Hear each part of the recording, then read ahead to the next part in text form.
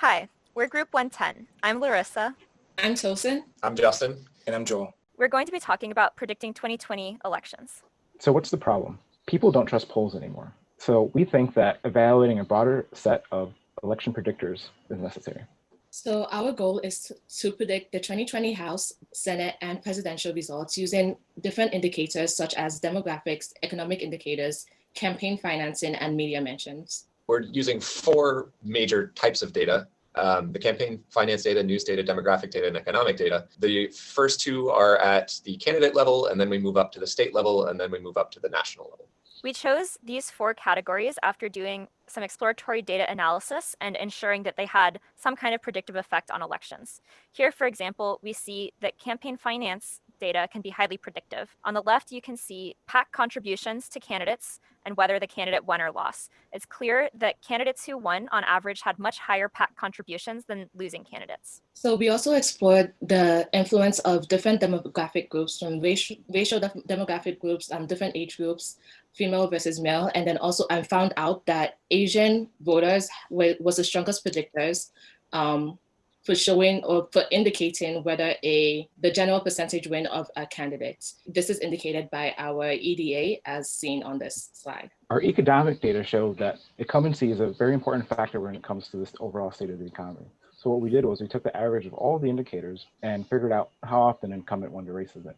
And it shows that as the state of the economy worsens, any advantage that an incumbent may have fades away. And if we look at the log number of media mentions versus the vote share that candidates received, looking at the point cloud, it's kind of hard to see a relationship. But when we break that into winners and losers and look at the marginal distributions, we can see that winners do tend to receive more mentions in the news media. So let's talk about our model. So we had a few design choices. One was that we took each observation as a race between two candidates instead of each candidate themselves. And we measured the vote share difference, or the delta, between this. This means that our observation is the competition between the two candidates, but not necessarily each candidate themselves. We tied incumbent and party data to our economic and demographic data, and we used our model trained on House data to predict a presidential race.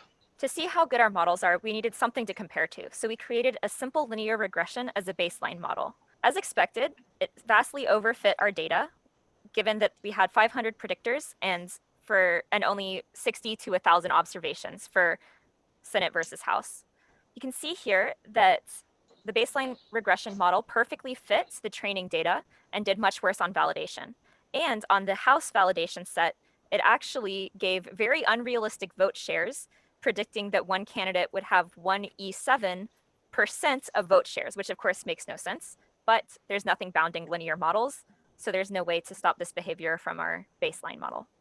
To move beyond the baseline model, we used four different types of models: linear, logistic, random forest, and neural nets, all regularized in various ways. And so we resulted with 10 total component models.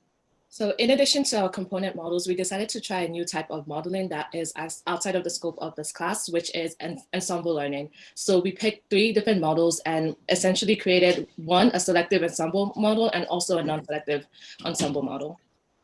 The way we chose our final model to do the 2020 predictions was by training every model, predicting on the validation data set that was untrained on, finding the model that performed best on that validation set, and then only letting one model report on the 2020 results.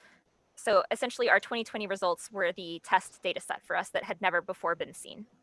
What were our results? Our random forest regressor did great. And we also got some good results from our regularized linear models.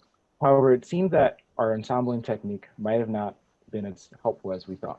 One distinction that these results did point out was that voters don't vote the same way they do for presidential candidates than they would for House candidates.